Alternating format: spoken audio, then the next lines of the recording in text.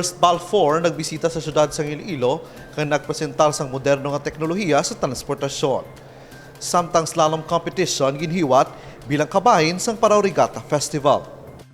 Ginkalipay ni Mayor Jerry Treñas ang pagbisita sa syudad sang Iloilo sa mga tigluwas gikan sa First Balfour Company sa idalom sang Lopez Group. Suno sa alkalde, dala sa mga ini ang maayo nga balita tuhoy sa makabago nga teknolohiya sa patag sang transportasyon. Mismo sa atubang sang alkalde, gipresentar sa mga ini ang ginatawag nga e-vehicle BRT o kon bus railway transit kag amo ining ginagamit sang mga moderno nga mga syudad. Suno kay Mayor Treñas, ang proposal sang First Balfour ang isa kadako nga kadalagan para sa transportation industry sang pungsod bangod ini ang magasolbar sa mga problema sa dalan kaangay sang trapiko, disgrasya kag madamo pa. Kung matabo, gilayon nga masabat sang syudad sang Iloilo ang madugay na nga problema sa trapiko, ilabi na sa mga mayor nga dalan kag malikawan na natabo sa Manila kag Cebu sa diin tuman ginang problema sa traffic. Ginapananaw ini ang sabat sa modernisasyon sang transportasyon nga ginasusugid sang national government. Naibaluan, isa ang syudad sang Iloilo sa mga lugar nga nauna sang implementasyon sang modernized jeepney. Gani ang proposal sa e-vehicle BRT,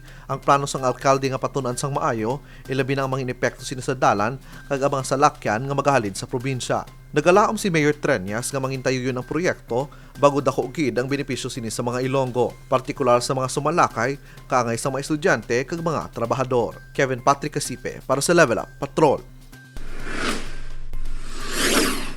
Bilang kabahin sang Parao Regatta Festival, ginhiwat ang slalom competition sa baybay sang Villa Arevalo. Ang slalom ang isa ka karera sa mga Parao nga ginabuhat nga daan sang una kag naging kabahin na sa kultura sa mga Ilonggo nga tagalawod. Tinutuyo sini ang pagtakos sang ikasarang sa mga bangkero sa paglayag sang Parao sa piyak sang pagmadlos sang hangin kag nagalain-lain nga dalagan sa mga balod. Ginabulawan ta 3 ka kilometro ang kalabaon sang nasambit nga pagpaindis-indis. Naibaloan nga ang Parao Regatta Festival ang pinakadaan nga kahiwatan sa paglayag sa bugos nga Asya. Kevin Patrick Casipe para sa Level Up Patrol.